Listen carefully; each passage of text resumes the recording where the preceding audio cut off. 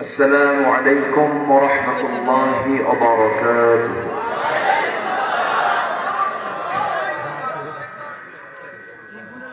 إن الحمد لله الأكرم الذي خلق الإنسان وكرم وعلمه من البيان ما لم يعلم،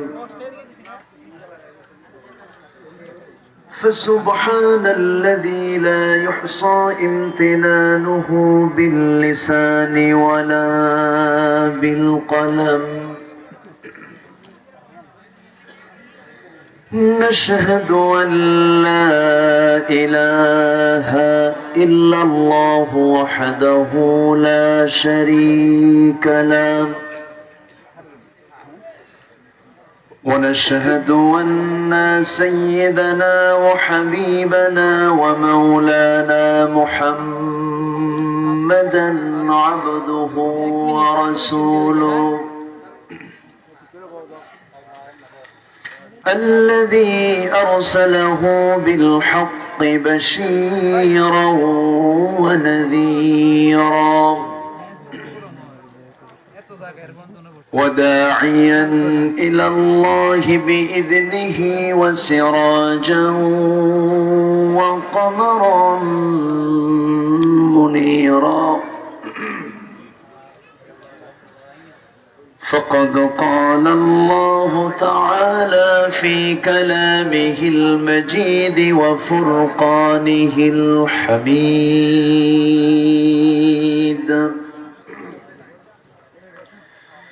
أعوذ بالله من الشيطان الرجيم.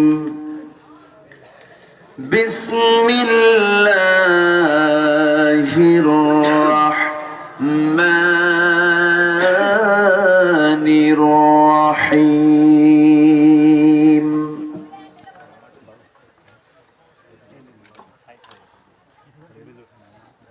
إنما المؤمنون الذين آمنوا بالله ورسوله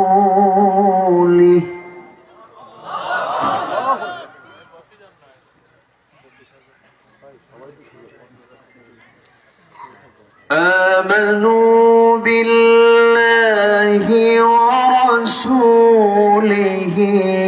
ثم لم يرتابوا وجاهدوا بأموالهم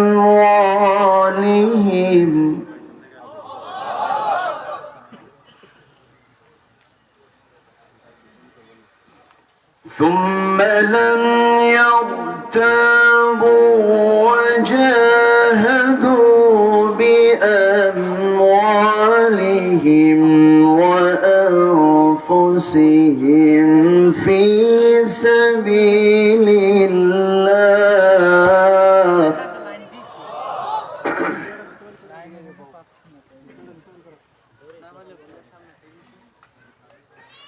وجاهدوا في سبيل الله بأموالهم وأنفسهم في سبيل الله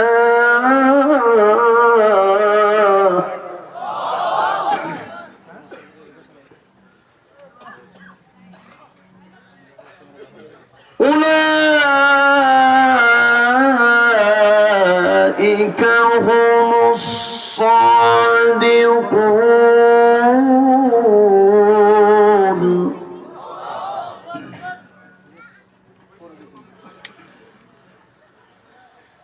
الله أكبر. بسم الله الرحمن الرحيم.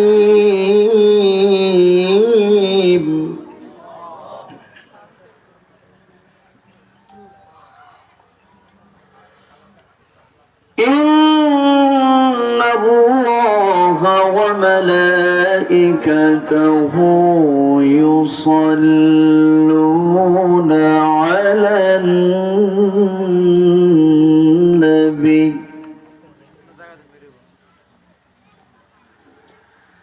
يا أيها الذين آمنوا صلوا عليه وسلموا تسليما اللهم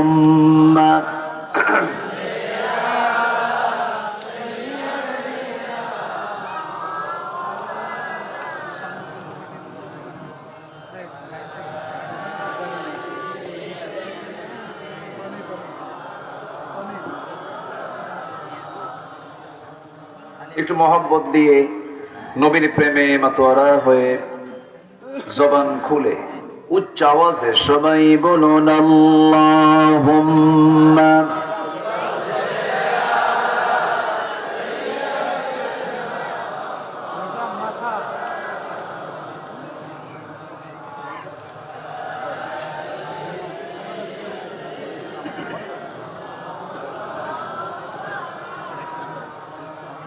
محمد سيد الكونين والثقلين والفريقين من عرب ومن عجم اللهم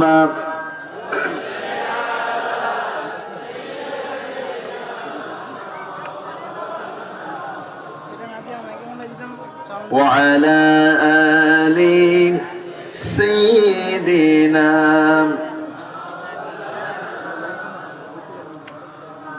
সবাই বলুন بلغ العلا بكماله كشف التجى بجماله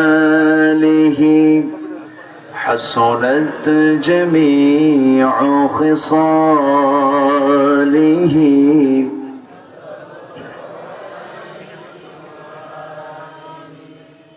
سراج الملة تمحي فخر دو عالم دلبار مولاه شريف الأنبياء نسخا كل أديان دغره بلغ العلا كشف التجى بجماله حسنت جميع خصاله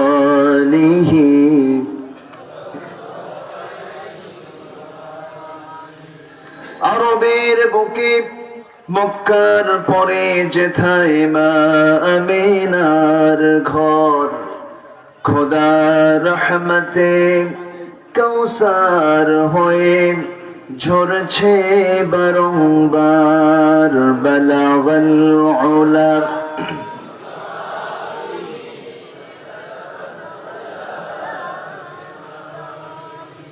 حسنت جميع خصاله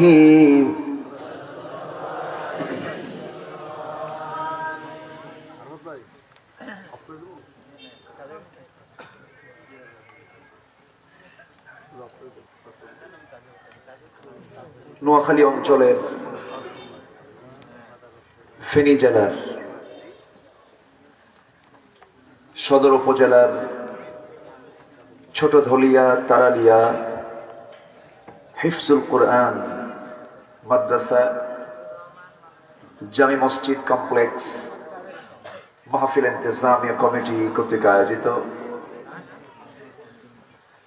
দিনের বেলায় অনুষ্ঠিত 29তম তাফসীরুল কোরআন মাহফিল 2021 এই মহতের আয়োজনে সম্মানিত সুযোগ্য সভাপতি, আজকের মাহফিলের সম্মানিত বরেণ্য সভাপতি জনাব আলহাজ ইসমাইল হুসাইন খোকন, প্রধান মেহমান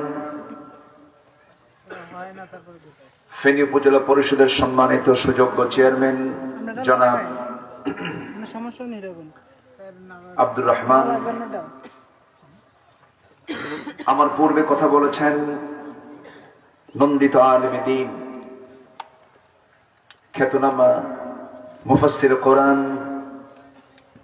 মুহতারাম মাওলানা মুহাদ্দিস রফিকুল্লাহ আফসারী,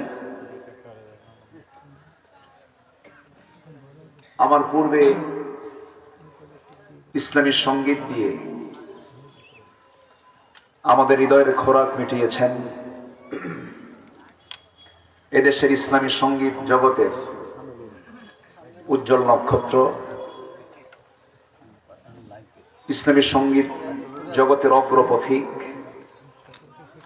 ইসলামী আন্দোলনের অন্যতম সিপাহসালার, পরীক্ষিত সৈনিক, আমার অত্যন্ত কাছের গবেষক, সুরকার, গীতিকার, শিল্পী মুশির রহমান ভাই, উপস্থিত হাজরাত উলামায়ে কেরাম, ফদলায়ে ইজাম, সুশীল সমাজ, জাতির শ্রেষ্ঠ সন্তান, শিক্ষক মণ্ডলী, জাতির বিবেক, সাংবাদিক বৃন্দ, অনলাইন যোদ্ধা, প্রশাসনের দায়িত্ব নিয়োজিত কর্মকর্তা বৃন্দ, সামনে উপস্থিত, দূরে ও কাছের বিভিন্ন স্থান থেকে ছুটে আসা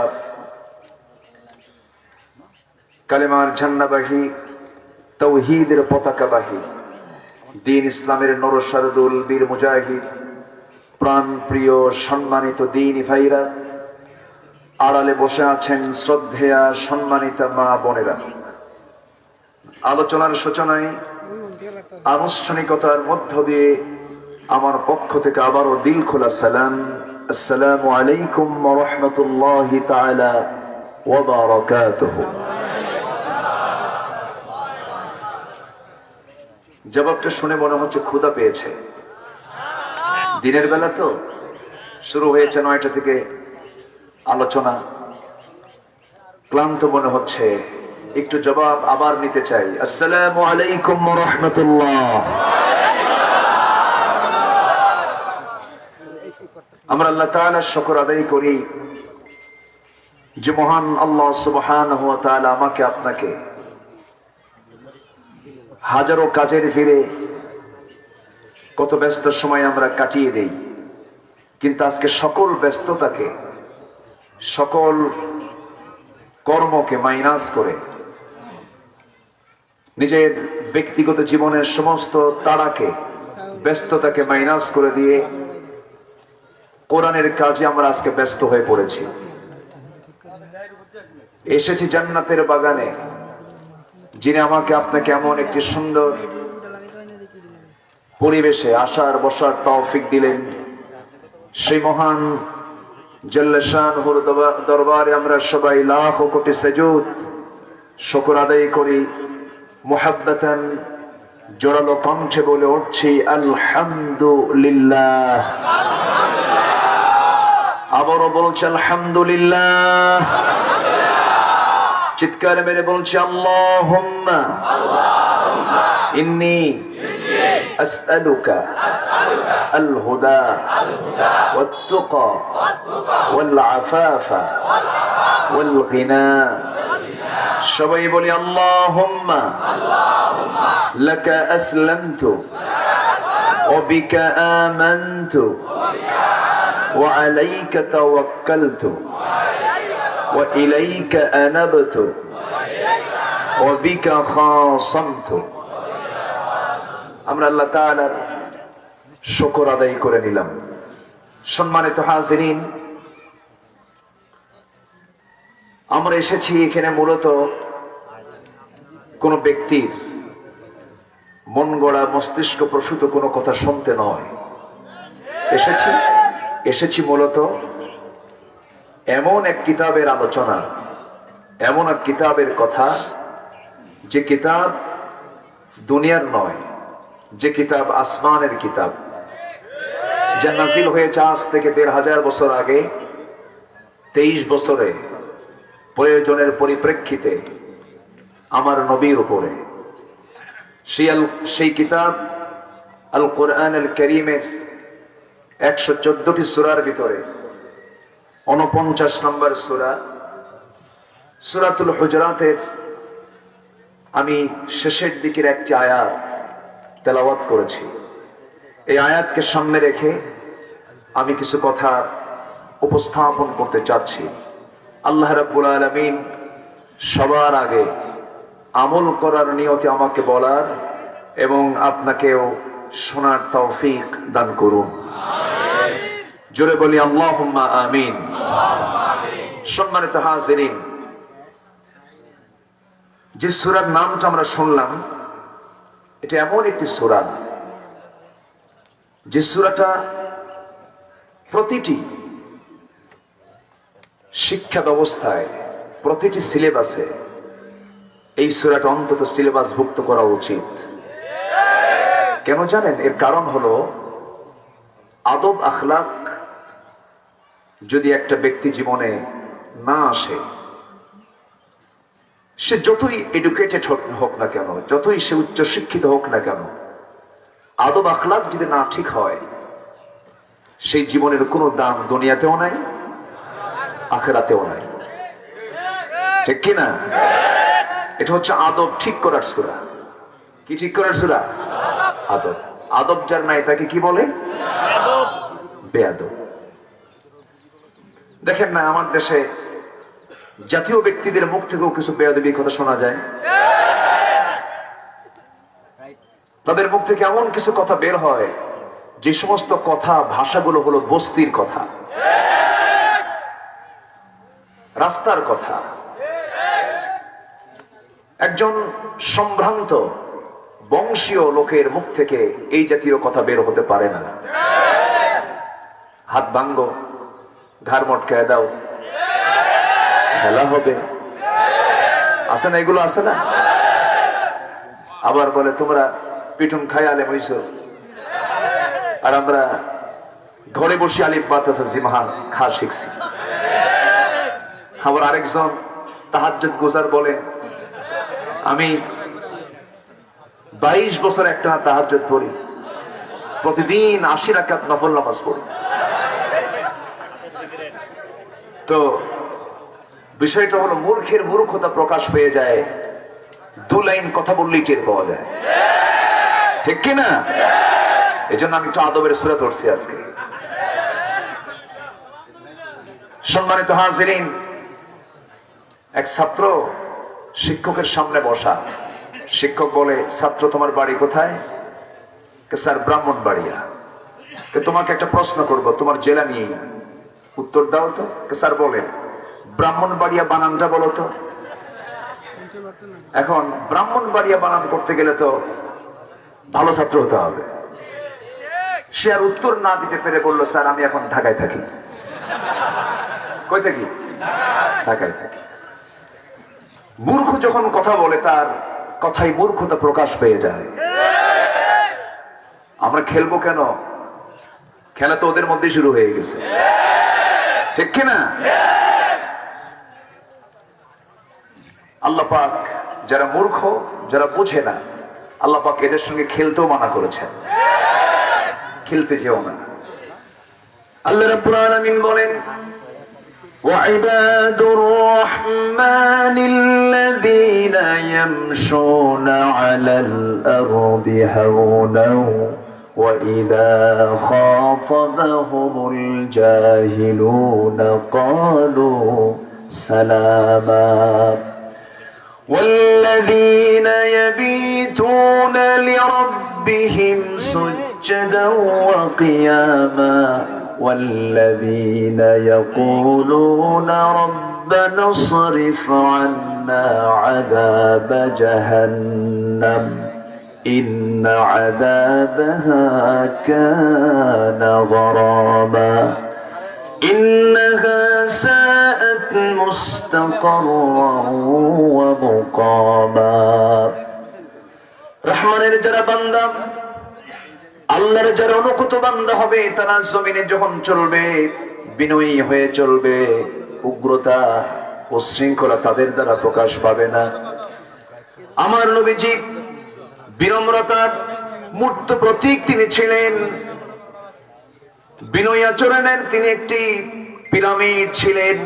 আল্লাহ পাক রাসূলকে লক্ষ্য করে বলছেন, فبما رحمة من الله لنت لهم ولو كنت فظا غليظ القلب لانفضوا من حولك فاعف عنهم واستغفر لهم وشاورهم في الأمر وإذا عزمت فتوكل على الله জোরে বলি আল্লাহু আকবার। হে রাসূল, আপনি যদি রূঢ় আচরণের হতেন, উচ্ছৃঙ্খল যদি হতেন, কড়া আচরণ নিয়ে যদি আপনি চলতেন, আপনার সামনে কেউ আসতো না, আপনার সামনে কেউ ভিড়তো না। আপনি এত বিনয়ী যে মানুষ সমস্ত কাজ ফেলে আপনার সামনে বসে থাকে। আমার ভাইয়েরা, আমার বন্ধুগণ, ইমানদারের সবচেয়ে বড় গুণ হলো সে আদবলা হবে, তার ভিতরে শিষ্টাচার থেকে যাবে, সুন্দরভাবে তার কথা হবে, সুন্দর তার চলা হবে, সুন্দর তার লেনদেন হবে, সুন্দর আচরণে প্রকাশ পেয়ে যাবে সে একজন মুমিন বান্দা, ইমানদার বান্দা। আমার বন্ধুগণ, এই সূরার নামকরণ করা হয়েছে সূরাতুল হুজুরাত। 4 নম্বর আয়াত থেকে এই সূরার নামকরণ করা হয়েছে ইন্নাল্লাযীনা ইউনাদুনাকা মিন ওয়ারাইল হুজুরাতি আকসারুহুম লা ইয়াকিলুন। জোরে বলি আল্লাহু আকবার। আপনাকে যারা ডাকে, আপনি যখন হুজুরাতের অন্তরালে যখন থাকেন, ভিতরে যখন থাকে, আপনাকে ডাকে, আপনাকে বিরক্ত করে, কিন্তু তারা তা বোঝে না। আমার বন্ধুগণ, এই সূরা আল্লাহ রাব্বুল আলামিন রাসূলকে কোন সময় দিলেন? নবীজি সাহাবায়ে কেরামকে নিয়ে কথা বলছিলেন, সামনে সাহাবীরা আমার নবীজি বয়ান করছিলেন। এমন সময় দুজন সাহাবী, হযরত আবু বকর এবং ওমর রাদিয়াল্লাহু তাআলা আনহু, দুজন দামি দুজন সাহাবী, মা তুলাতিশ শামস ওয়ালা গরাবাত, এই পৃথিবীতে সূর্য উদয় হয় না, অস্ত যায়নি, যে আবু বকরের চেয়ে শ্রেষ্ঠ, এর মাথার উপর দিয়ে, এর উপর দিয়ে পৃথিবীতে এমন কোন শ্রেষ্ঠ মানুষ দ্বিতীয়টি নাই নবীর পরে। এই পৃথিবীতে যার নাম সবচাইতে বেশি, যার দাম সবচাইতে বেশি, যার সম্মান সবচেয়ে বেশি, তিনি হচ্ছেন আবু বকর। সেই আবু বকর এবং ওমর ফারুক রাদিয়াল্লাহু তাআলা আনহু আমার নবীর বয়ানের মাঝে দুজন গল্প করছিলেন। দুজন কথা বলতে বলতে টক্কর লেগে গেল, তর্ক বিতর্ক শুরু হলো। এক পর্যায়ে নবীর আওয়াজের চাইতে বেশি আওয়াজ হয়ে যাচ্ছিল, নবীর কথার চাইতে বেশি কথা হয়ে যাচ্ছিল, নবীজির কথা ক্ষীণ হয়ে যাচ্ছিল। নবীজির মনটা একটু খারাপ হলো। আল্লাহ রাসূল যখন মনটা একটু খারাপ করে বসলেন, মনটা যখন ছোট হয়ে গেল, আল্লাহকে সহ্য করবেন নাকি? আল্লাহর সঙ্গে সঙ্গে আয়াত নাযিল করলেন, বললেন, ইয়া আইয়ুহাল্লাযীনা আমানু লা তারফাউ আসওয়াতাকুম ফাওকা সাওতিন নবী ولا تجهروا له بالقول كجهر بعضكم لبعض أن تحبط أعمالكم وأنتم لا تشعرون جربني الله أكبر ইমানদারেরা, তোমরা তোমাদের আওয়াজের চাইতে, নবীর আওয়াজের চাইতে তোমাদের আওয়াজটাকে বুলন্দ করো না। নবীর কথার চাইতে তোমাদের কথা যেন বড় আওয়াজে না হয়। যদি এমনটা হয়ে থাকে, তাহলে তোমাদের জীবনের যত অর্জিত আমলগুলো, জিহাদ করে রক্ত ঝরিয়েছ, নামাজ পড়ে কপাল কালো বানিয়েছ, চোখের পানি ফেলে ফেলে কেঁদেছ, তোমরা এত কিছু করার পরেও এই চরম বেয়াদবি করার কারণে তোমার সমস্ত আমলগুলো নিষ্ফল হয়ে যাবে, ব্যর্থ হয়ে যাবে। আমার বন্ধুগণ, সেজন্য আদব ইমানদারের জীবনে দরকার আছে না নাই? আজ আসতে বলবেন না আছে না নাই? আমার বন্ধুগণ, সেই সূরার গুরুত্বপূর্ণ একটি আয়াত আল্লাহ রাব্বুল আলামিন মুমিনদেরকে ডাক দিয়ে বলছেন, বান্দা এই দুনিয়াতে পদের জন্য, পদবীর জন্য লোভ আছে না নাই? আসতে বলবেন না আছে না নাই?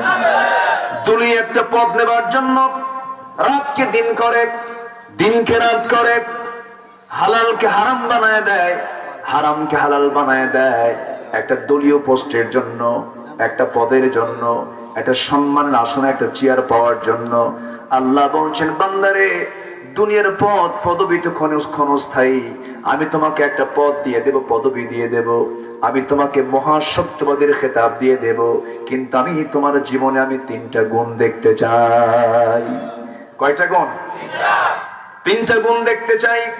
আল্লাহ রাব্বুল আলামিন সুন্দর করে বলেন, ইন্নামাল মুমিনুনা আল্লাযীনা আমানু বিল্লাহি ওয়া রাসূলিহি সুম্মা লাম ইয়ারতাবু ওয়া জাহাদু বিআমওয়ালিহিম ওয়া আনফুসিহিম ফি সাবিলিল্লাহ উলাইকা হুমুস সাদিকুন। জোরে বলি আল্লাহু আকবার। এখানে যারা বসে আছি সবে আমরা বিশ্বাস করি কাকে? আসতে বলবেন না কাকে? সন্দেহ আছে না? বিশ্বাস করে নিয়েছি আমরা। যারা বিশ্বাস করেছি তাদেরকে আল্লাহ রাব্বুল আলামিন মুমিন বলেছেন, তাদেরকে আল্লাহ পাক মুমিনুন বলেছেন। আমরা অবশ্যই ঈমানদার, আমরা মুমিন। বিশ্বাস করি কাকে? আল্লাহকে।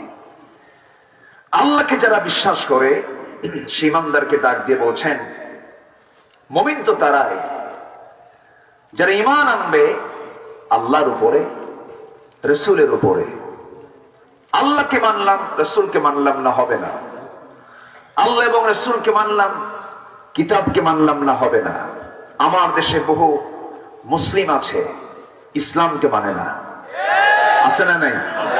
আছে। বলা হয় তোমার ধর্মের নাম কি? ইসলাম। ধর্ম ইসলাম এটা বলে। তুমি জাতিতে কি? আমি মুসলিম, এটাও বলে। তোমার ধর্মের নাম ইসলাম, এটাও বলে। মুসলিম ধর্মের নাম ইসলাম, কিন্তু ইসলামের প্র্যাকটিস, ইসলামের বাস্তবায়ন জীবনে নাই। সে কি আদৌ মুসলিম? সে কি আদৌ মুসলিম? বাবার নাম মফিজুল ইসলাম, ছেলের নাম শহীদুল ইসলাম, দাদার নাম শরীফুল ইসলাম, ইসলাম তো বাদ নাই। কথা বুঝলেন? ছেলের নাম মুজাহিদুল ইসলাম, বিশাল নাম মুজাহিদুল ইসলাম, এদিকে কমিউনিস্ট পার্টির নেতা। লাভটা হলো কি? নামের সাথে ইসলাম লাগায়া জান্নাত পাওয়া যাবে না। জান্নাত পেতে হলে নামে না কামে? বলেন নামে না কামে? কামে। লিমা তাকুলুনা মা লা তাফআলুন। কোন কথা কবুল হবে না আমল ছাড়া। কি ছাড়া?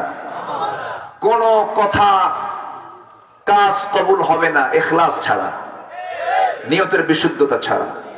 কোন কথা, আমল, ইখলাস কোনটাই কবুল হবে না আমার নবীজির সুন্নাহ পদ্ধতি ছাড়া। তাহলে একটার সঙ্গে আরেকটার সম্পর্ক আছে না নাই? আমাকে মুসলিম হতে হবে, আমাকে মুমিন হতে হবে, পরিপূর্ণ ঈমানের স্বীকৃতি আমাকে আপনাকে দিতে হবে।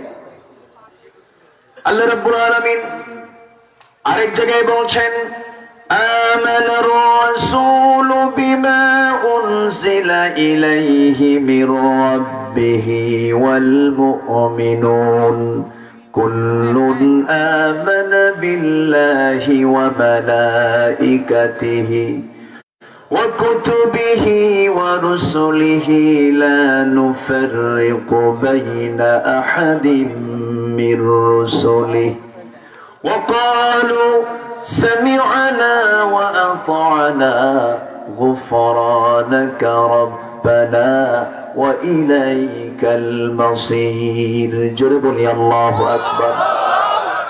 কোন মুসলমান দিনের কোন কথা শুনবে, সঙ্গে সঙ্গে তাকে সে ইনকার না করে বলবে সামিআনা ওয়া আতানা, শুনলাম সঙ্গে সঙ্গে মানলাম। এটা হলো ইমানদারের কাজ। আর যদি যুক্তি খাড়া করে, যুক্তি দিয়া ইমান রক্ষা হবে না, দলিল দিয়ে ইমানটাকে রক্ষা করতে হবে মুসলমান। যুক্তিতে মুক্তি নাই, যুক্তিতে মুক্তি নাই, দলিলে মুক্তি। ইসলাম যুক্তি দিয়ে বুঝলে হবে না, ইসলাম দলিল দিয়ে বুঝতে হবে। ইসলাম কি দিয়ে বুঝতে হবে? দলিল দিয়ে। হ্যাঁ তু বুরহানাকুম। সম্মানিত ভাইয়েরা, ইসলাম গতানুগতিক ভাবে অন্য ধর্মের মতো শুধু একটা ধর্মের নাম নয়।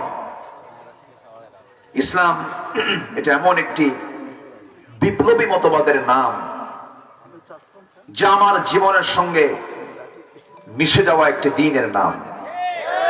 আমার জীবনের এমন কোন কাজ নাই যে কাজে ইসলাম নাই। প্রত্যেকটি কাজে ইসলাম আছে না নাই? আসতে বলবেন না, আছে না নাই? আচ্ছা, প্রত্যেকটি কাজে ইসলাম আছে। কিন্তু একটা শ্রেণী, একটা পক্ষ, তারা ইসলামটাকে একটা গণ্ডির মধ্যে বন্দি করে রাখতে চায়। কেমন করে? নামাজ, রোজা, দান সদকা, টাকা আছে হজে যাওয়া, তারপর কিছু মসজিদ মাদ্রাসা করা, এর মধ্যে দিন, এটাই দিনদারি। আর ক্যান্টনমেন্ট, প্রশাসন, সচিবালয়, বঙ্গভবন, গণভবন, সংসদ, নির্বাচন, অর্থনীতি, সমাজনীতি, ব্যাংক, বীমা, স্বরাষ্ট্র, পররাষ্ট্র, সব এগুলো হলো দুনিয়াদারি। এটাকে একটা পক্ষ এটাকে পৃথক করে রাখতে চায়। কিন্তু ইসলাম সব জায়গায় আছে না নাই? আসতে বলবেন না, আছে না নাই? যারা শুধু নামাজ এবং রোজা আদায়ের মধ্যেই জান্নাতের পথ খুঁজে বেড়াচ্ছেন, জান্নাত শুধু আনুষ্ঠানিক কিছু ইবাদতের মধ্য দিয়ে জান্নাত পাওয়া যাবে না। জান্নাত পেতে হলে জীবনের সকল জায়গায় আল্লাহর আইনকে বিনা শর্তে মেনে নিতে হবে, ঠিক কিনা? এখানে সবচেয়ে বড় প্রবলেম, এখানে লাগে গন্ডগোল। এখানে কি লাগে? গন্ডগোল। একটা পক্ষ এটাকে মেনে নিতে চায় না, তখন টক্কর লেগে যায়। যেমন করে টক্কর লেগেছিল মুসার সাথে ফেরাউনের, যেমন টক্কর লেগেছিল ফেরাউনের সাথে ইব্রাহিমের, যেমন টক্কর লেগেছিল আবু জাহেলের সাথে আমার নবী মুহাম্মদ সাল্লাল্লাহু আলাইহি ওয়াসাল্লামের। সেই টক্কর আজও আছে না নাই? সেই দ্বন্দ্ব সংঘর্ষ আজও আছে না নাই? আজও আছে। একই কোরআন কেউ তেলাওয়াত করে, কেউ পায় ফুলের মালা। মিশরের আব্দুল বাসিত কোরআন তেলাওয়াত করেছেন, সারা জীবন ফুলের মালা পেয়েছেন। সেই একই কোরআনের ব্যাখ্যা দিয়েছেন সৈয়দ কুতুব শহীদ। তার গলায় ফুলের মালা জোটে নাই, তার গলায় জুটেছে ফাঁসির রশি। অতএব হক কথা বলতেই হবে, হক পথে চলতেই হবে। বাতিলদের রক্ত চক্ষুকে আমরা ভয় পাই না। ভয় পাই কাকে? এই পৃথিবীতে একজন মানুষ আল্লাহকে ছাড়া অন্যকে ভয় করলে সে মুশরিক হয়ে যাবে। আমরা ভয় করি কাকে? আল্লাহ। সোজা কথা। যদি না মরতাম তাহলে না হয় একটু গ্রামার খাটাতাম। মরেই তো যাবো, মরে যাবো না? মরি যখন যাবো, ব্যাকরণ খাটায় লাভ কি? পেস্টাস খাটায় লাভটা কি? জান্নাতের পথ বাঁকা না সোজা? জান্নাতের পথ বাঁকা না সোজা? অর্থাৎ বাঁকা হবো না সোজা হবো? সোজা। আল্লাহ রাব্বুল আলামিন বলেন, ফাকিম ওয়াজহাকা লিদ-দীনি হানিফান ফিতরাতাল্লাহিল্লাতী ফাতারান-নাস আলাইহা লা তাবদীলা লিখালকিল্লাহ যালিকা আদ-দীনুল কাইয়্যিম ওয়ালাকিন্না আকসারান নাসি লা ইয়ালামুন। জোরে বলি আল্লাহু আকবার। তুমি তোমার চেহারা আল্লাহমুখী করে নাও, দিনটা কি তুমি গ্রহণ করে নাও।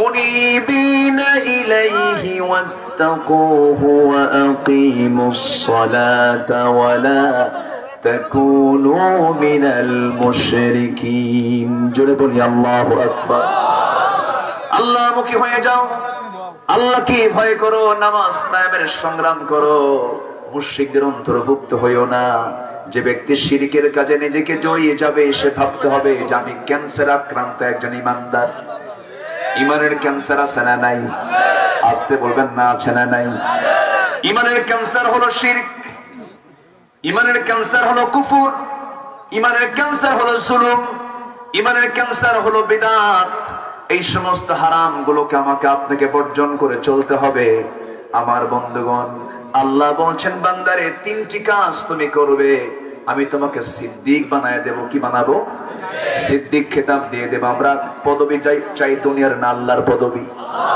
কার পদবি নিতে চাই আল্লাহ আমাকে পদ দিতে চান আল্লাহ আমাকে পদবি দিয়েছেন তুমি সিদ্দিক তিনটা গুণ অর্জন করো তিনটা কোয়ালিটি তোমার মধ্যে তুমি নিয়ে আসো আমার ভাইয়েরা নাম্বার 1 হলো আল্লাহর প্রতি ঈমান আনা নবীর প্রতি ঈমান আনা আল্লাহকে আমি কেন মানবো না আমি যখন দুনিয়াতে আসি নাই এই দুনিয়ার জিন্দেগিতে আমি যখন আসি নাই আমার আগে অবস্থান ছিল আলমে আরওয়াহে রূহের জগতে ছিলাম মার পেটে এসেছিলাম মার পেটে 10টি মাস ছিলাম আল্লাহ রাব্বুল আলামিন কি সুন্দর করে বানালেন খুলিকা মিন মাইন দাফিকিন ইয়াখরুজু মিন বাইনিস সুলবি ওয়াত তারাইব জোরে বলি আল্লাহু আকবার প্রবল বেগে নির্গত পুরুষের পৃষ্ঠদেশ এবং নারীর বক্ষ দেশ থেকে প্রবল বেগে নির্গত পানি থেকে বান্দা তোমাকে বানিয়েছি পুরুষের পিঠ থেকে পুরুষের পিঠে নির্গত সেই পানি থেকে আল্লাহ রাব্বুল আলামিন আমাকে আপনাকে পয়দা করেছেন আমার ভাইয়েরা সেই মার পেটের ভিতরে 40টা দিন যখন চলে গেল আল্লাহ রাব্বুল আলামিন ফেরেশতা পাঠায় দিলেন এরপরে আমার জন্য বিকাতবি আজলিহি ওয়া আমালিহি শাকিয়ুন আম সাঈদুন আমি যখন মার পেটের মধ্যে ছিলাম সেই সময় আমার বয়স নির্ধারণ হয়ে গেছে আমার টাইম নির্ধারণ হয়ে গেছে আমি ভাগ্যবান কতটুকু আমার জীবনে কতটুকু দুঃখ আছে সুখ আছে সব সিলেকশন করেছেন কে আল্লাহ রাব্বুল আলামিন এরপর আল্লাহ রাব্বুল আলামিন সেই মার পেটের ভিতরে নির্দিষ্ট একটা টাইমে রেখে আল্লাহ রাব্বুল আলামিন এই দুনিয়ার জগতে পাঠায়া দিলেন দুনিয়ার জগতে পাঠায়া দিয়ে বলছেন বান্দা আমাকে খবরদার তুমি অস্বীকার করবে না তুমি কেমনে আমাকে অস্বীকার করো তুমি কি বুঝো না খুবই কমন একটা আয়াত সূরা বাকারার আয়াত আমার সঙ্গে সবাই ঠোঁট মিলিয়ে বলুন সব পেয়ে যাবেন কাইফা তাকফুরুনা বিল্লাহ ওয়া কুনতুম আমওয়াতান ফাআহয়াকুম সুম্মা ইউমীতুকুম সুম্মা ইউহয়ীকুম সুম্মা ইলাইহি তুরজাউন তুমি আমাকে কেমন অস্বীকার করো তুমি তো নিষ্প্রাণ ছিলে তোমার কোন অস্তিত্ব ছিল না তোমার কেমন একটি টাইম চলে যায় নাই যে সময় তুমি উল্লেখযোগ্য কিছুই ছিলে না হাল আতা আলাল ইনসানি হিনুম মিনাত তাহরি লাম ইয়াকুন শাইআম মাযকুরা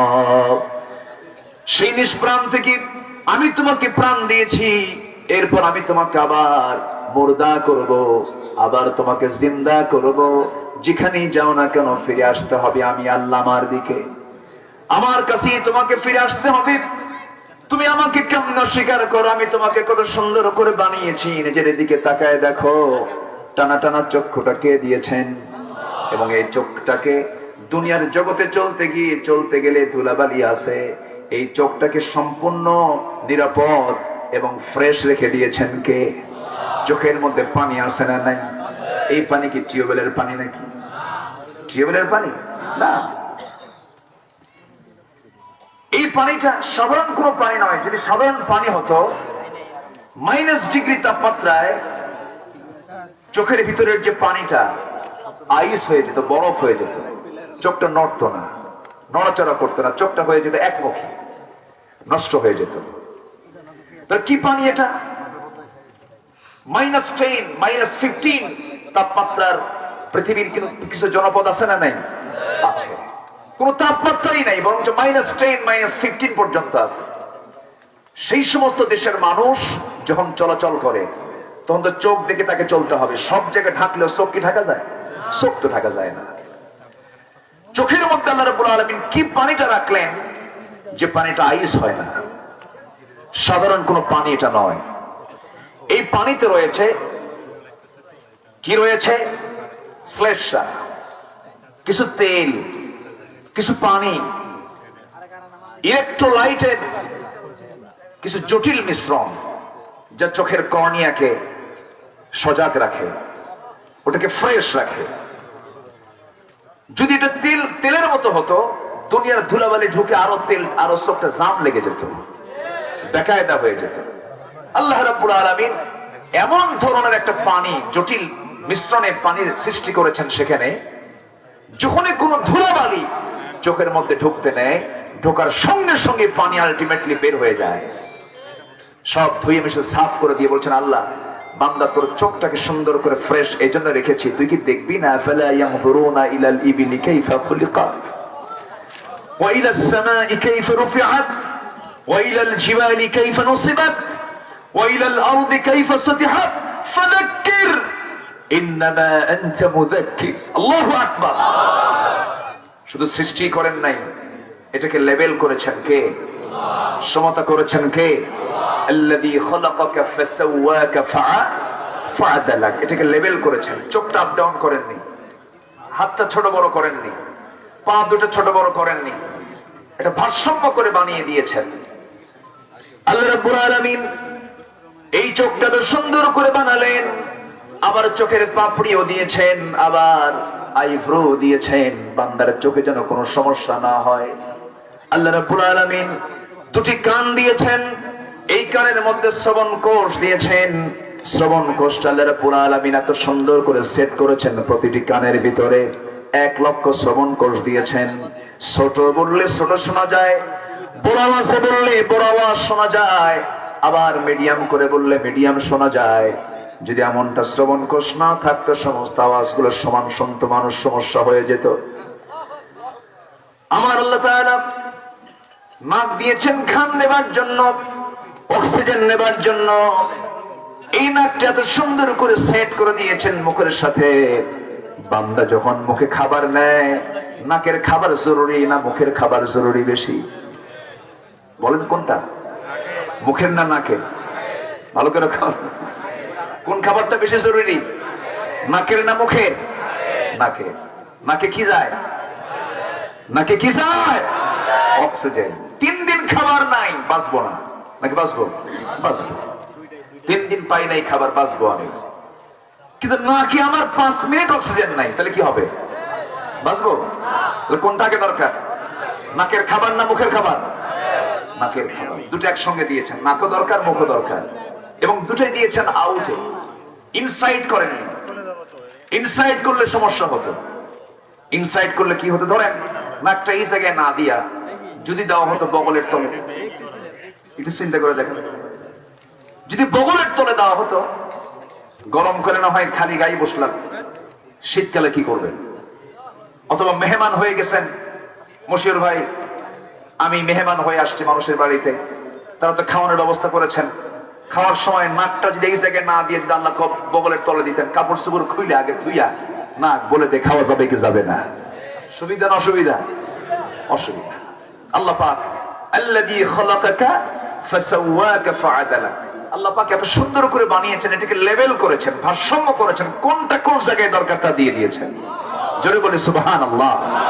নাকের জায়গায় নাক দিয়েছেন। খাবার যখন আবার মুখে নাই বান্দা, শুধু অক্সিজেন দিয়ে যে অক্সিজেন শুধু যে নাই তা না, ঘ্রাণ আছে না নাই? আসতে বলবেন না, ঘ্রাণ আছে না নাই? আগে ঘ্রাণের কাজ না খাওয়ার কাজ? বলেন কিসের কাজ? আগে ঘ্রাণ। খাবারটা যখন মুখে নিলাম, সঙ্গে সঙ্গে নাক বলছে এটা জায়েজ, এটা না জায়েজ। কি কথা কি বোঝা গেল? এটা জায়েজ, এটা না জায়েজ, এটা খাওয়া যাবে, এটা খাওয়া যাবে না। নাক সঙ্গে সঙ্গে বলে দিচ্ছে। আমার ভাইয়েরা, আবার মুখের ভিতরে খাবারটা নিয়ে নিলাম, সেই খাবারের স্বাদ আস্বাদন করার জন্য আল্লাহ একটা গোশতের টুকরা মুখের মধ্যে দিয়েছেন, তার নাম হলো জিহ্বা। এই জিহ্বার ভিতরে আল্লাহ রাব্বুল আলামিন এত সুন্দর মেশিন সেট করে দিয়েছেন, এমন সুন্দর মেশিন এখানে সংস্থাপন করা হয়েছে। হাজারো ফল, হাজারো খাদ্য, আমিষ নিরামিষ, গোটা দুনিয়াতে যত খাবার, যত আইটেম আল্লাহ রাব্বুল আলামিন রেখেছেন, প্রত্যেকটা আইটেমের স্বাদ আল্লাহ রাব্বুল আলামিন জিহ্বার মধ্যে রেখে দিয়েছেন। মেডিকেল সায়েন্স বলছে প্রত্যেকটা জিহ্বার ভিতরে 3 থেকে 4,000 স্বাদ করে আমার আল্লাহ রাব্বুল আলামিন রেখে দিয়েছেন। জোরে বলে সুবহানাল্লাহ। তুমি সে আল্লাহকে বিশ্বাস করতে চাও না? তুমি সে আল্লাহকে মানতে চাও না যে আল্লাহ তোমাকে এত সুন্দর করে বানালেন, একটি মজবুত দেহ দান করলেন? এই দেহ দিয়ে এই মস্তক কার সামনে অবনত করবে? আসতে বলবেন না, কার সামনে অবনত করবে? আল্লাহর সামনে। সে আল্লাহকে অস্বীকার করে, সে আল্লাহর আইনকে তোয়াক্কা না করে বরং আইনের বিরুদ্ধে কথা বলে, এমন কিছু নাস্তিক ব্লগার, নাস্তিক চক্র বাংলার জমিনে আছে না নাই? আসতে বলবেন না, আছে না নাই? আছে। তাদের দিকে নখ যায় না, আঙ্গুল যায় না, সমস্ত আঙ্গুলের তীর যারা সত্যপন্থী আলেম ওলামা তাদের দিকে নেওয়া হচ্ছে, এবং এত মিথ্যা অপবাদ চাপানো হচ্ছে যে অপবাদ শয়তান দিতেও ভয় করবে। দীর্ঘ 1 যুগ ধরে যিনি মানবতার জীবন যাপন করছেন, সেই লোকটার বিরুদ্ধে শেষে বলা হলো যাকাতের নাকি 5 লক্ষ টাকা তিনি আত্মসাৎ করেছেন। এ তো শয়তানও বিশ্বাস করে না, ঠিক কিনা? ঘাপটি মারা কিছু নাস্তিক চক্র, এরা আড়ালে কাজ করে যাচ্ছে। সুযোগ সময় আসবে, জোরে বলি ইনশাআল্লাহ, আরো জোরে বলি ইনশাআল্লাহ। আমি দলীয় কোন এজেন্ডা নিয়ে এখানে আসিনি, আবার ভুল বুঝবেন না, কিন্তু মাজলুমের পক্ষে কথা বলার জন্য আসছি। যে ইমানদার মাজলুমের পক্ষে কথা বলে না, সে হলো সবচেয়ে বড় জালিম। ওই মাজলুমের পক্ষে, ওই সমস্ত মাজলুমদের পক্ষে কথা বলতে রাজি আছেন কারা কারা? হাত তুলে দেখা।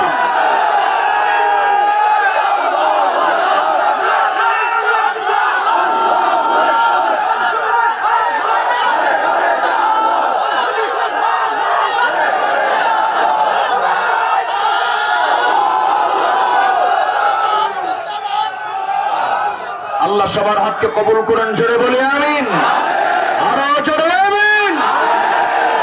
ইমানদার হতে চাও, সোজা কথা বলো, ঠিক কিনা? কিসের ভয়ে কথা বলো না তুমি? আল্লাহর প্রশ্ন আছে না নাই? সূরা আহজাব দেখেন, শেষের দিকে আয়াতগুলো দেখেন, ইমানদারকে ডাক দিয়ে বলছেন যা বলবি সোজা কথা বল, ইনিয়ে বিনিয়ে হিকমত খাটায় কোনো কথা বলতে চাও না। হিকমতের নামে মুনাফিকের চরিত্র দেখাও যাবে না মুসলমান। এটাই হচ্ছে ঈমান। বেলালকে বলা হলো, বেলাল তুমি নাকি ইসলাম কবুল করেছো? বেলাল বলছেন নাকি কন কেন? দেখেন, সুবহানাল্লাহ বলবেন না? অনুমান করে বলেন কেন? আপনি দেখেন, লা ইলাহা কোন ভয় আছে? আবু যার গিফারীকে বলা হলো, আবু যার ইসলাম কবুল করেছো, ভালো কথা, এই গুহায় তুমি দিন গ্রহণ করেছো, তোমার গোত্রে গিয়ে কালেমার দাওয়াত দাও। কাচ্চা হুজুর, ঠিক আছে। কালার চত্বরে দাঁড়ায় ভাবলেন এত বড় মহাসত্য কথাকে আড়াল করা যায়? সবাইকে ডাক দিয়ে বললেন আশহাদু আল্লা ইলাহা ইল্লাল্লাহ। কি বাঁকা পথ না সোজা পথ? সোজা পথ।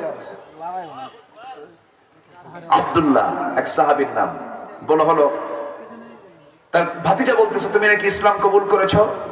আপনি নাকি বলেন কেন, অনুমান করেন কেন? আপনি কি দেখবেন? হ্যাঁ দেখবো। সঙ্গে সঙ্গে ভাতিজা চাচার মুখে দাওয়াতি কাজ শুরু করে দিলেন। তিনি বললেন আশহাদু আল্লা ইলাহা ইল্লাল্লাহু ওয়াহদাহু লা শারীকা লাহু وأشهد أن محمدا عبده ورسوله সঙ্গে সঙ্গে চাচা তেলে বেগুনে খেপে গিয়ে বলতেছে, ভাতিজা তোর বাপ মরছে জন্মের আগে চলে গেছে, আমি তোকে কত কষ্ট করে এতিম তুই ছিলি, পিতৃব্যের ভূমিকা পালন করে বড় করলাম, এত বড় আঘাত তুই আমারে দিলি, তুই কি জানিস দিন গ্রহণের পরিণাম কি হতে পারে? এবার ভাতিজা বলে, চাচা কি হবে আপনি বলেন, সমস্ত সম্পত্তি আমি তোর কাছ থেকে জবরদখল করে নেব। জবরদখল করতে হবে না, আমার আসি আমি আপনাকে দিয়ে দেব। যেরকম সুবহানাল্লাহ। আমরা দুনিয়ার পথ চাই না, আল্লাহর পথ চাই। আল্লাহর পদবি কার পদবি? আল্লাহর পক্ষ থেকে যে পদবি, সেই পদবি আমরা চাই। সঙ্গে সঙ্গে কি হলো, থাপ্পড় মেরে চাচা জমিনে ফেলে দিয়া এবার বলছে, আমি তোর কাছ থেকে সবকিছু নিয়ে নেব। নিয়ে নেন চাচা, কোন আপত্তি না, আমি দিন তো পেয়েছি। এবার বলা হলো গায়ের জামাটা খোল। গায়ের জামা তিনি খুললেন। আরো লোকজনের সামনে বলা হলো পরনের লুঙ্গিটাও খুলে ফেল। জোর করে লুঙ্গিটাও খুলে না হলো, সম্পূর্ণ উলঙ্গ করে ঘর থেকে বের করে দেওয়া হলো। মার সামনে দাঁড়িয়ে বলছে, মা আমার দিকে তাকাইও না, দিন গ্রহণ করেছি। আমার চাচা আমার পরনের লুঙ্গিটাও খুলে নিয়েছে। মা বলছেন, বাজান এই যে ছোট্ট একটা চাদর আছে, চাদরটা নিয়ে কোনো মতো সতরটা ঢেকে নে। সতরটা ঢাকলেন আর বলছেন, আম্মা দোয়া করো, দুনিয়ার সমস্ত দরবার বন্ধ থাকলেও নবীর দরবার আমার জন্য খোলা আছে। প্রচন্ড শীতকাল। সেই শীতকালে সেই মাসলুম সাহাবী ভোরবেলা সকালবেলা নবীজির দরজায় গিয়ে কড়া নাড়ছেন। নবীজি দরজা খুলেই দেখেন থরথর করে কাঁপে একজন যুবক, গায়ে কোনো কাপড় চোপড় নাই। বললেন, যুবক তোমার এমন অবস্থা হলো কেন, কি হয়েছে? হুজুর দিন গ্রহণ করেছি, দুনিয়া ছেড়ে দিয়েছি। আমার চাচা আমার শরীর থেকে সমস্ত কিছু খুলে নিয়েছে। নবীজি ঘরের মধ্যে ঢুকলেন। ঘরের মধ্যে ঢুকে সবচাইতে সুন্দর দুটো জুব্বা, নবীজির ব্যবহৃত দুটো জুব্বা হাতের মধ্যে করে এনে বলছেন, আব্দুল্লাহ তোমার চাচা তোমাকে বস্ত্রহীন করেছে, আমি তোমাকে জুব্বা দিয়ে আমি তোমার গাটা ঢেকে দিলাম, যাও। এবার রাসূল বলেন, আব্দুল্লাহ আমাকে কিছু বলতে চাও নাকি? হুজুর আপনি আমার জন্য দোয়া করুন। আমার নবীজি দোয়া করছেন, আকাশের দিকে তাকায় বলছেন, আল্লাহ আমার আব্দুল্লাহর দিন গ্রহণ করতে দারুণ কষ্ট হয়েছে, এই জন্য তোমাকে বলি আল্লাহ আমার আব্দুল্লাহর জান এবং মালকে কাফেরদের জন্য তুমি আল্লাহ হারাম করে দাও। আব্দুল্লাহর মনটা ফ্যাকাশে হয়ে গেল, চেহারা ফ্যাকাশে হয়ে গেল, মনটা খারাপ হয়ে গেল। রাসূল বলছেন, আব্দুল্লাহ তোমার মনটা খারাপ কেন? হুজুর আপনি আমার জন্য উল্টা দোয়া করলেন কেন? আমি তো এই দোয়া চাই নাই। আমি চেয়েছিলাম যেন দিন গ্রহণ করেছি, যুদ্ধের ময়দানে গিয়ে যুদ্ধ করতে করতে কাফেররা যেন আমার হাতটা কেটে ফেলে, আমার নাকটা কেটে ফেলে, আমার কানটা কেটে ফেলে, আমার চোখটা যেন তুলে ফেলে। আল্লাহর সামনে যখন দাঁড়াবো আমি, সেদিন আল্লাহ বলবেন, ফিমা যদি আনফুক ওয়া উযুনুক, তোর নাক তোর কান কেন কাটা আজকে? সেই সময় আল্লাহকে বলতে যেন পারি, আল্লাহ তোমার জমিনে তোমার দিন কায়েমের জন্য কাফেররা আমার নাকটা কেটে নিয়েছিল, কানটা কেটে নিয়েছিল। হুজুর আপনি এমন দোয়া করলেন কেন? আমি তো এই দোয়া চাই নাই। রাসূল বললেন, সাহাবীরে তোর মধ্যে যদি শাহাদাতের তামান্না বিন্দু পরিমাণ থেকে থাকে, চিন্তা করিস না আব্দুল্লাহ, ওয়া ইম্মা তাআলা ফিরাশিহি, বিছানায় যদি তোমার মৃত্যু হয়ে যায় আব্দুল্লাহ, আল্লাহ তোমাকে শহীদের সবচাইতে বড় দরজা দিয়ে দিবেন। এই আব্দুল্লাহ ঘর নাই, বাড়ি নাই, সব ছিল তার। আহলে সুফার সদস্য হয়ে গেলেন।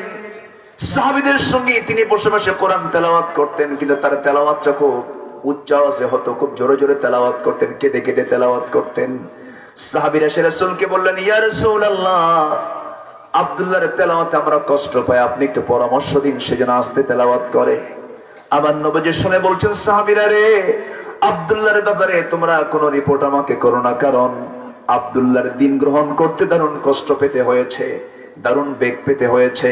আব্দুল্লাহ যে জোরে জোরে তেলাওয়াত করে, সাবেগ আপ্লুত হয়ে তেলাওয়াত করে, আব্দুল্লাহর তেলাওয়াতে তোমরা বাধা দিও না। আমার নবীজি মদিনার মসজিদ থেকে কোন এক সময় জিহাদের ময়দানে চলে গেলেন। জিহাদ শেষান্তে নবীজি মদিনার দিকে সাহাবে কেরামকে নিয়ে ফিরতেছিলেন।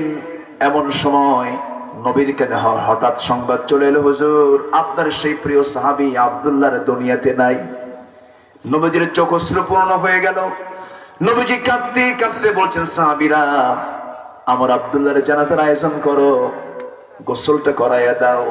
আজকে জানাজার প্রান্তরে আমি কাউকে জানাজা পড়াতে দেব না, আমি রাসূল নিজে তার জানাজার দায়িত্ব পালন করব।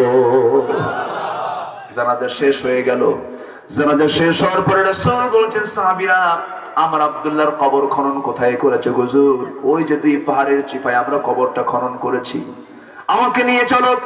আমার নবীজি নিজেই চলে গেলেন। কবরের সামনে দাঁড়ায় বলছেন, সাহাবীরা আমার প্রিয় সাহাবী আব্দুল্লাহর লাশটা আজকে কবরে কেউ নামাবে না। আব্দুল্লাহর কবরে আজকে রাসূল নিজে নামবো। রাসূল নিজে কবরে নামলেন। নেমে বলছেন, আবু বকর আমার ডানে নামো, ওমর আমার বামে নামো। বিশ্বের সেরা তিনজন সাহাবী, বিশ্বের সেরা তিনজনের দুজন সেরা সাহাবী আর বিশ্বের সেরা মানুষ মুহাম্মদ সাল্লাল্লাহু আলাইহি ওয়াসাল্লাম আব্দুল্লাহর কবরে নেমেছেন। পাশে একজন এতিমের মতো দাঁড়িয়ে থাকা সাহাবী সাদ ইবনে আবি ওয়াক্কাস রাদিয়াল্লাহু তাআলা আনহু চিৎকার মেরে মেরে আফসোস করতে করতে বলছেন, আল্লাহ আমার মতো অধম গোলাম আমার পৃথিবীতে কে আছে? আজকে আমি এই জায়গায় জীবিত আছি, আমি যদি মৃত হতাম, মরে যদি যেতাম, ওই জায়গায় আব্দুল্লাহর লাশটা না হয়ে যদি কবরের বাসিন্দা আমি সাদ হতাম, আমার জীবনটা অত্যন্ত ভালো হয়ে যেত, আমি ভাগ্যবান হয়ে যেতাম। আমি পুরো কপাল পারলাম না। আমার নবীজি কবরের মাটিতে নেমে দুটো হাত আগায় দিয়ে বলছেন, সাহাবীরা আমার প্রিয় সাহাবী আব্দুল্লাহর লাশটা আমার হাতে তুলে দাও। লাশটা যখন তুলে দেওয়া হলো, আমার নবীজি বুকটা ধরলেন, পিঠটা ধরলেন, বলছেন, আবু বকর মাথার সাইড ধরো, ওমর তুমি পায়ের সাইডটা ধরো। তিনজন মিলে আমার নবীজি কবরে শোয়া দিলেন। বুকের উপরে হাত রেখে আকাশের দিকে তাকিয়ে তাকিয়ে বলছেন, আল্লাহ তাআলা আমার আব্দুল্লাহ দিনের জন্য যে পরিমাণ কষ্ট স্বীকার করেছে, দুনিয়া সব বিক্রি করে দিয়েছে জান্নাতের বিনিময়ে, আল্লাহ আমার আব্দুল্লাহর এই মুহূর্ত পর্যন্ত আমি রাসূল তার প্রতি সন্তুষ্ট আছি। তুমি আল্লাহ সন্তুষ্ট হয়ে যাও, তুমি আল্লাহ তাকে দয়া করে মাফ করে জান্নাতের টুকরা কবরটা বানায়া দাও। জোরে বলে সুবহানাল্লাহ, আরো জোরে সুবহানাল্লাহ। আমরা সম্মান পেতে চাই কার কাছে? আসতে বলবেন না, কার কাছে? আল্লাহর কাছে। আমরা যা বলবো সোজা সাপটা কথা বলবো, ইনি বেনিয়ে হিকমত খাটায়া কোনো কথা বলতে যাব না।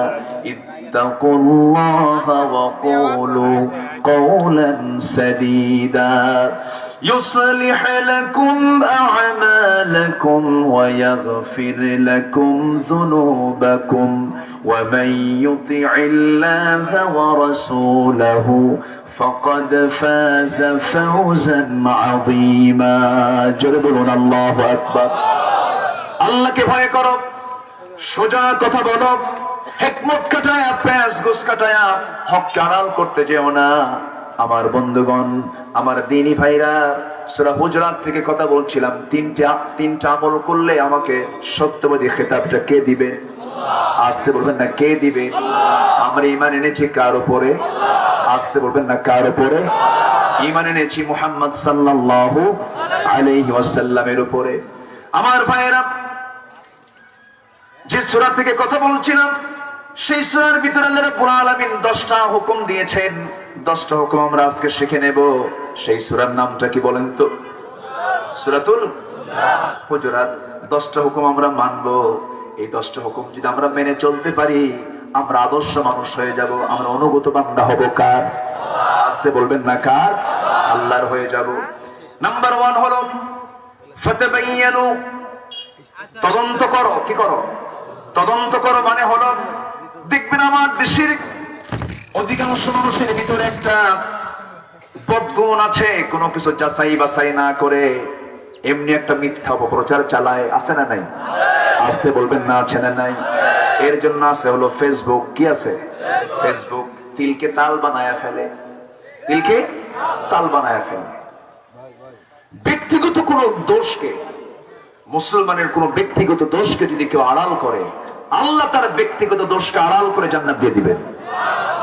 চিন্তা করা যায়? মান সাতারা মুসলিমান সাতারাহুল্লাহু ইয়াওমাল কিয়ামাহ।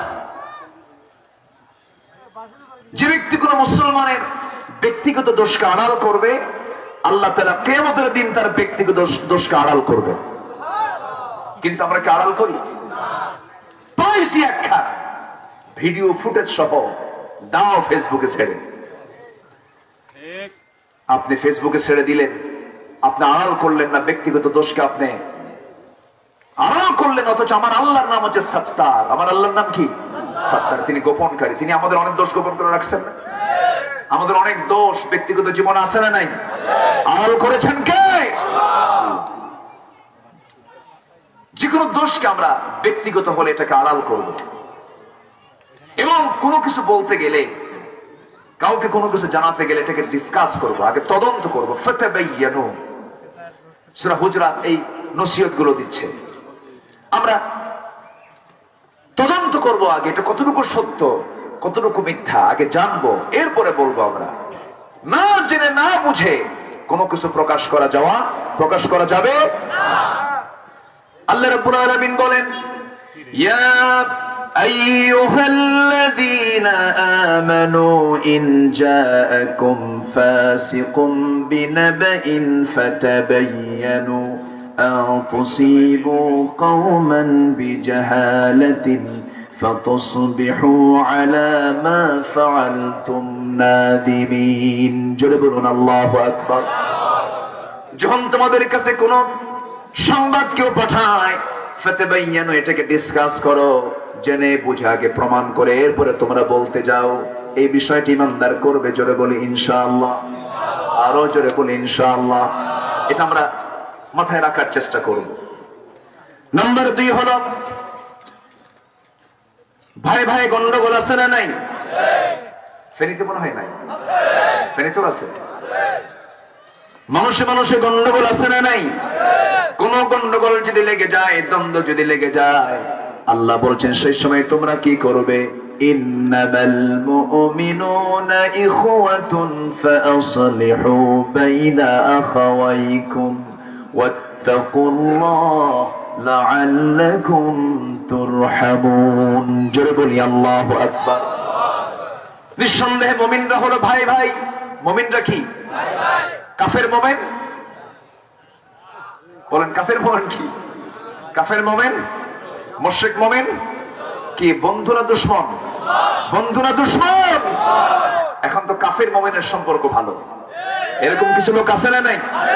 কাফের মুমিন ভাই ভাই, আর মুমিন মুমিন সম্পর্ক নাই, ঠিক কি না? যে মুমিন কাফেরের সঙ্গে সম্পর্ক রাখে সে কি মুমিন না মুনাফিক? তখন সে কি হয়ে যায়? মুনাফিক হয়ে যায়। কি ফতুয়া মারে দেখেন না। মাননীয় স্পিকার, আমার ছেলে কলকাতায় বিয়ে করেছে, গাঙ্গুলি পরিবারে। আমার মেয়েটা, আমার বৌমা যখন ঢাকায় আসে তখন সে 5 ওয়াক্ত নামাজ পড়ে।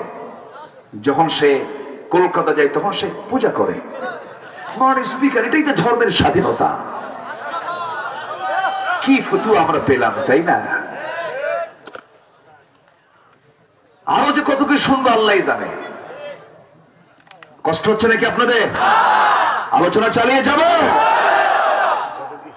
এরকম কন্ডিশন করে ইসলাম মানার কোন সুযোগ নাই। ওয়ালা তানকিহুল মুশরিকাত হাত্তা ইউমিননা। কোন মুশরিকা নারীকে বিয়ে করতে যাবা না যতক্ষণ না সে ইসলাম না গ্রহণ করেছে। ইসলাম নাই, সম্পর্ক। হ্যাঁ, আমরা মানবতাবাদী হব, মানব দরদী হব। ওয়ালাকাদ কাররামনা বানি আদম। আবার ভুল বুঝবেন না, হুজুর তো এখানে শত্রু বানা থেকে গেছে না। হিন্দু একটা ধর্মের নাম, তারা তাদের ধর্ম পালন করছে, করুক। বৌদ্ধ, খ্রিস্টান, ইহুদি যারা আছে সবাই তো মানুষ। মানুষ হিসাবে তাদের মর্যাদা আছে। ঈমানের ভিত্তিতে তাদের সঙ্গে হৃদয়ে মনের কোন সম্পর্ক রাখা যাবে এবং আত্মীয়তার কোন সম্পর্ক রাখা যাবে। শর্তই হচ্ছে ঈমান থাকতে হবে। ইন্নামাল মুমিনুনা ইখওয়া। মুমিনরা হচ্ছে পরস্পর ভাই। আমি 10টা পয়েন্ট, 10টা শিক্ষা আমি এজন্য নিয়ে আসতেছি। ঈমানদারের ভিতরে এই 10টা গুণ থাকার দরকার আছে না নাই? ফাসলিহু, নাম্বার 2 হচ্ছে ফাসলিহু, তোমরা সংশোধন হয়ে যাও। গন্ডগোল লেগেছে, ইসলাহ করো। বাইনা খুয়াইকুম, ভাই ভাইয়ের মাঝে ইসলাহ করে নাও, ঠিকঠাক করে নাও। গন্ডগোলকে তীব্র থেকে তীব্রতর করো না, এটাকে খাটো করে নিয়ে আসো, কমায় নিয়ে আসো, ঋদ্ধিক ভাব তৈরি করো। কার কথা? আসতে বলবেন না, কার কথা? আল্লাহর কথা। সাহাবীদের মধ্যে কি ভালোবাসা ছিল, কি টান ছিল, বউ পর্যন্ত দিয়ে দিতে চেয়েছেন সাহাবীরা। একটু আসতে কান সুবহানাল্লাহ। হয়তো বলবেন হুজুর বউ আবার কেমনে দিয়ে দিবে? আমার দেশে আবার কিন্তু লিভ টুগেদার আছে, আছে না নাই? এলিয়েট শ্রেণীতে লিভ টুগেদার আছে। আবার স্বামী বউ পাল্টাপাল্টি করে, একাম কুকাম গুলো এমন একটি শ্রেণী করে যারা সমাজের যারা শাসক, শাসক মানে সেই শাসক বলবো না, সমাজের নেতৃত্ব যারা দেয়, নেতৃস্থানীয় পর্যায়ে যারা থাকে, তাদের মধ্যে এই সমস্ত সংস্কৃতি, এই সমস্ত কালচার আছে না নাই? বলে যে আমার বউ তুমি নিয়ে যাও 3 দিন, তোমার বউ আমার কাছে দিয়ে যাও 3 দিন। এরকম অসভ্যতা, নোংরামি গুলো আছে না নাই? এই নোংরামির ফলাফল হলো আনুষ্কা দিহান, ঠিক কিনা? তুমি করবা ওয়াকাম আর তোমার সন্তান হবে ভালো। তুমি কেমন আশা করো আম গাছে আমি ধরবে, জাম গাছে জামি ধরবে, জাম গাছে আম ধরে না, ঠিক কিনা? তুমি মা তোমার মেয়েকে গ্রুপ স্টাডিতে পাঠাও, সবগুলো ছেড়ে তার মাঝে একটা মেয়ে তুমি গ্রুপ স্টাডিতে পাঠিয়ে দিয়েছো, সহশিক্ষার পরিবেশে তুমি পাঠিয়ে দিয়েছো, পর্দার কোনো গন্ধ নাই। এখন বলছেন বিচার চাই। সম্মানিত ভাইয়েরা, আনুষ্কা দিহানের আগেও আরো ধর্ষণের রেকর্ড আছে না নাই? আসতে বলবেন না, আছে না নাই? এই কুমিল্লার তনু শেষ, সিলেটের খাদিজা শেষ, কত ইতিহাস পড়ে আছে। এগুলো করে বন্ধ হবে না, বন্ধ হবে দুনিয়ার কোনো বিধান দিয়ে নয়, বন্ধ হবে আল্লাহ তাআলার বিধান দিয়া, ঠিক কিনা? পর্দা করতে হবে, এই বিধান কার? আসতে বলবেন না, কার? আল্লাহর বিধান। দামি দামি ফলগুলোর দিকে তাকান, কলা, এই যে কলা গাছ না, এটা কলা গাছ, কলা গাছে কলা আছে, কলা ধরে। আচ্ছা, সেই কলাটা কি প্যাকেট ছাড়া, পর্দা ছাড়া, না পর্দা আছে? কলা বিক্রেতা যদি বলে ফেনীর বাজারে মহিপালে আজকে জনগণের খেদমতের জন্য কাজ একটা আগাম করে রাখবো, কি কলা সিলে কলা বেচবো, কেউ কি টাকা দিয়ে কিনবে? পর্দা নাই, দাম নাই। পর্দা আছে, দাম আছে। রাজশাহীর ন্যাংরাম, রাজশাহীর কি আম? ন্যাংরাম। ন্যাংরাতে নাম কেমনে হলো আমি বুঝলাম। আমি অনেকদিন আগে, আজ থেকে 14-15 বছর আগে, শিবগঞ্জ মোনাকষা একটা মাহফিল ছিল আমার, চাপায়ের দিকে, রাজশাহীর দিকে। এক মুরব্বীকে, অনেক বয়স তার, 85 বছর সেই সময় বয়স, হয়তো এখন বেঁচে নাই। তাকে বললাম, চাচা আমার প্রিয় আম হচ্ছে ন্যাংরা আম, কিন্তু এই নামের নামকরণ করলো কে? আমটা তো খেতে খুবই মজা, আম দেখতেও সোজা, কিন্তু ন্যাংরা হলো কেন? তো চাচা এখন বলে, দেখেন বাবাজি, আমার মনে হয় এই আম গাছ কোনো ন্যাংরা লোক লাগাইছিল। আচ্ছা, এখন এই আমটা যদি কেউ বিক্রি করতে নিয়ে, আম বিক্রেতা ভাবে দেখি খামাখা এগুলো প্যাকেট রাখার দরকার, কিন্তু খুলে টুলে নিয়ে বসি, কাস্টমার আসবে না মাছি আসবে? কোন মাছি? মৌমাছি। মৌমাছি আসবে, মৌমাছি পচা জায়গায় বসবে না, মৌমাছি জায়গা মতো বসে, ঠিক কিনা? মৌমাছি কি সব জায়গায় বসে? মৌমাছি বসে হলো এমন জায়গায় যে জায়গাটা পাক, পবিত্র, পরিচ্ছন্ন, সেই জায়গায় মৌমাছি বসে। আর মাছি ওর কোনো কাম নাই, সব জায়গায় বসে। মাছি হলো মুনাফিক, মৌমাছি হলো মুমিন, ঠিক কিনা? আমরা মাছি হব না, মৌমাছি হব। সব জায়গায় বসার টাইম আমাদের নাই। ইমানদার এক জায়গায় বসে, কয় জায়গায় বসে? না পাক জায়গায়, না পাক জায়গায়, পাক জায়গায় বসে। আচ্ছা, দিনাজপুরের লিচু নাম শোনেন নাই? দিনাজপুরের চায়না 3, বোম্বাই লিচু, বড় বড় এইরকম সুন্দর, একদম গোশতে ভরা লিচু, উপরে প্যাকেট আছে না নাই? যদি কেউ ভাবে যে প্যাকেটটা খুলে ফল বিক্রেতা যদি বিক্রি করতে নাই, কেউ কি টাকা দিয়ে কিনবে? কেউ টাকা দেবে না, কেউ কিনবে না। কেন? ওর মধ্যে পর্দা নেই। কি নাই? পর্দা নাই। এই পৃথিবীর যত দামি দামি জিনিস মুক্তা। মুক্তা মুক্তা কার পেটে থাকে? ঝিনুকের পেটে থাকে। ঝিনুক কোথায় থাকে? সাগরের অতল গহীনে থাকে। সাগরের অতল গহীনে ঝিনুক, ঝিনুকের পেটে হলো মুক্তা। পৃথিবীর সমস্ত কিছু যত দামি দামি সব আল্লাহ পাক আড়াল করে রেখেছেন। আর পৃথিবীর যত দামি যা কিছু আছে সবচেয়ে দামি হচ্ছে আমার আল্লাহর কাছে নারী। যেরকম সুবহানাল্লাহ। এই নারীর অবশ্যই ঢাকার দরকার আছে না নাই? আজকে নারী কি ঢাকা না খোলা? নারী আজকে ঢাকা না খোলা? স্বাধীনতা বোঝেন নাই? স্বাধীন হতে হতে গায়ে কাপড় চোপড় নাই। অনেক আগে, আজ থেকে 2013 সালের আমার একটা বক্তৃতা আছে। আমি বলেছিলাম সেই বক্তৃতায় 1971 সালে যখন দেশ স্বাধীন হয়নি তার আগে আমার দাদি নানিরা ব্লাউজ বানিয়েছিলেন। সেই ব্লাউজ বানাতে কাপড় লাগতো হলো 14 গিরা 15 গিরা, যা দিয়ে হাত পেট পিঠ সব ঢাকতো। স্বাধীনতার 50 বছরে আজকে সেই ব্লাউজের কাপড় কমতে কমতে 14 গিরা তো নাই, এখন কোন গিরাই নাই, কোন কাপড়ই নাই। ঠিক কিনা? এটার নাম স্বাধীনতা নয়। সকল প্রকার জেনা, ব্যভিচার, ধর্ষণ, আনুষ্কা বিহানের ঘৃণ্য ইতিহাস যদি এগুলো বন্ধ করতে চান, অবিলম্বে প্রয়োজন হলো কোরআন সুন্নাহর পর্দার বিধান চালু করে দেওয়া। সমাজ শান্তিময় হয়ে যাবে।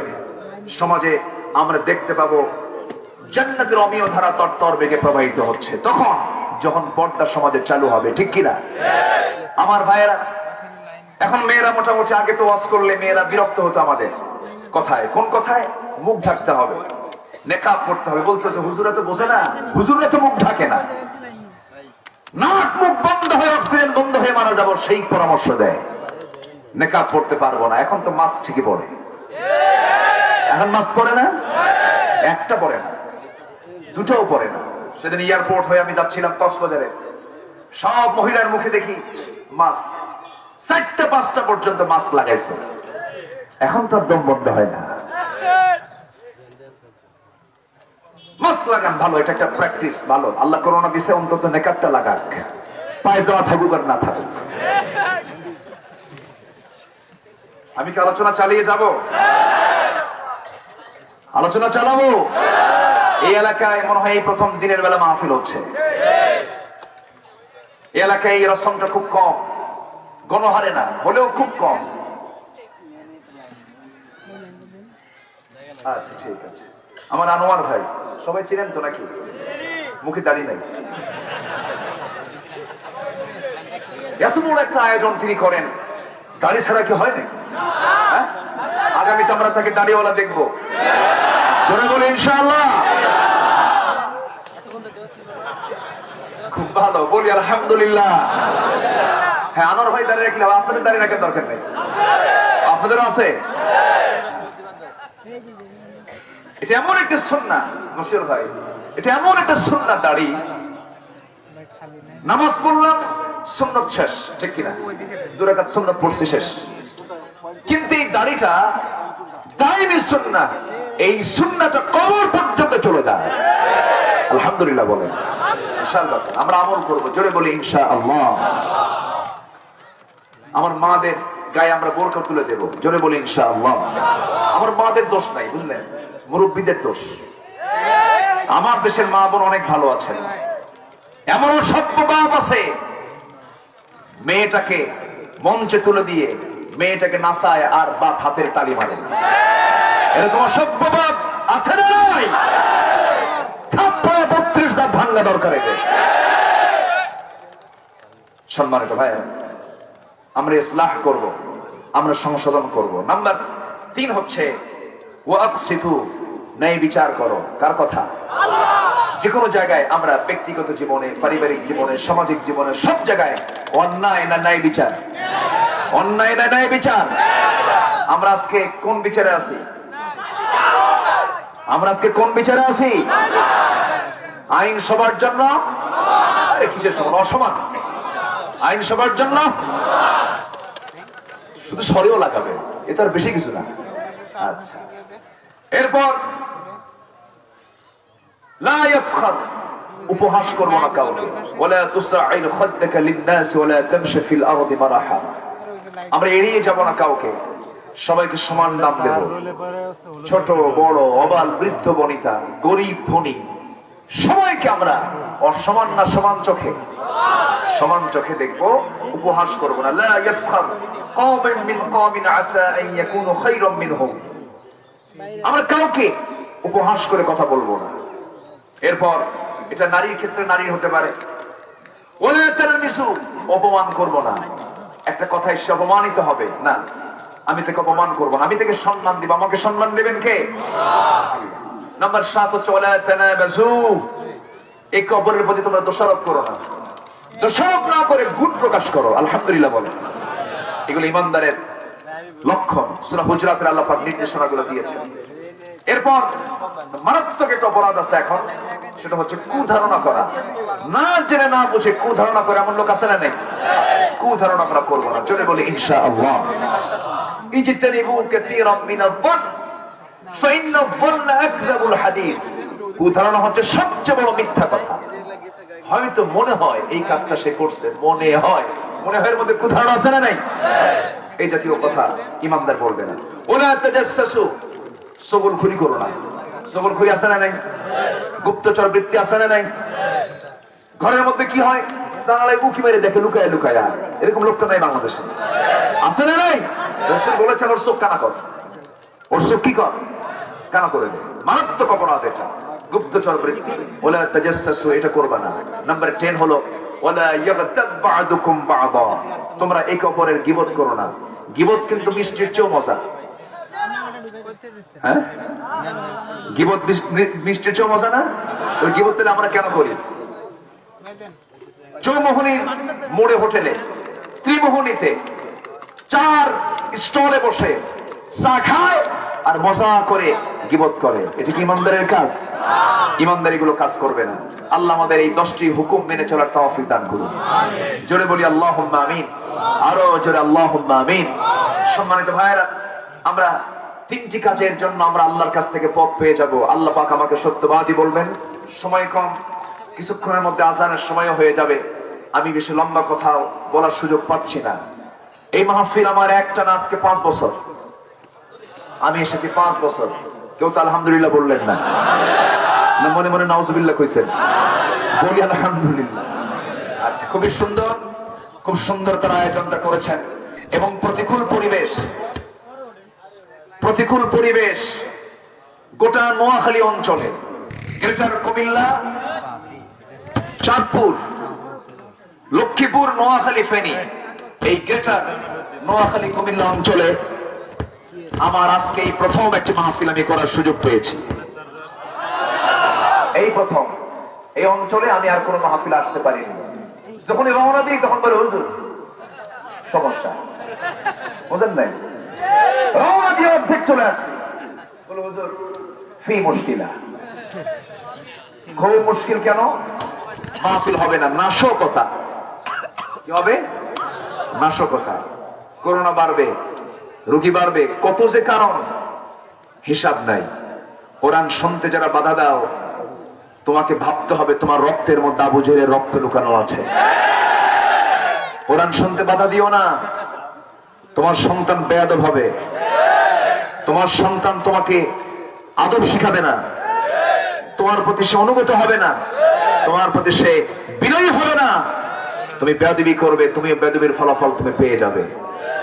সম্মানিত ভাইয়েরা, আজকে এসেছি, এই চাঁদ মাখা মুখগুলো আমি আবার দেখার সুযোগ পেয়েছি, আলহামদুলিল্লাহ। আরেকটা বিষয়, সেটা হলো সামাজিক একটা কথা আমি প্রয়োজন মনে করি। সবার বাড়িতে বউ আছে না নাই? আমার দেশের বউরা খুব ভালো, চুপ করে আছে, কেউ কয় না ভালো। বউকে পিটানো কিছু স্বামী আছে না নাই? বউকে পিটানো তো সুন্নতে মুআক্কাদা। হ্যাঁ, কি দিলে মুস্তাহাব, মুবাহ। বউকে মারার আগে ভাবতে হবে আমার মেয়ে অন্যের বউ হবে না, অন্যের বউ হবে না। অন্যের বউ হওয়ার পর আমার জামাই আমার মেয়েকে যদি মারে, আমি কি খুশি হব? খুশি হব না। আমার জামাই যদি আমার মেয়ের সঙ্গে খারাপ আচরণ করে, আমি কি খুশি হব? ওই কথা ভেবে নিজ স্ত্রীর সঙ্গে সুন্দর আচরণ করতে হবে। ইদানিং এটা খুব লক্ষণীয়, আমরা এটা খেয়াল করার চেষ্টা করব। জোরে বলি ইনশাআল্লাহ। সবার বাড়িতে বাপ মা আছে না নাই? বাপ মার সঙ্গে অসৎ আচরণ না সৎ আচরণ? সৎ আচরণ। অসৎ আচরণ করব আমি, আমার একদিন সন্তান হবে, সেই সন্তান আমার সঙ্গে যদি বেয়াদবি করে ভালো লাগবে? ভালো লাগবে? এই কথা চিন্তা করে নিজের বাপ মার সঙ্গে আমরা ভালো আচরণ করব। জোরে বলি ইনশাআল্লাহ। আজকে আদব আখলাক নিয়ে কিছু কথা বললাম, তো একটু মিলায় দিয়ে সংক্ষিপ্ত সময় যতটুকু পেরেছি বলেছি। বলি আলহামদুলিল্লাহ। জোরে বলি আলহামদুলিল্লাহ। আল্লাহ তুমি সবাইকে কবুল করে নাও। আমরা দোয়া করব, দোয়ার আগ দিয়ে মাহফিল কমিটি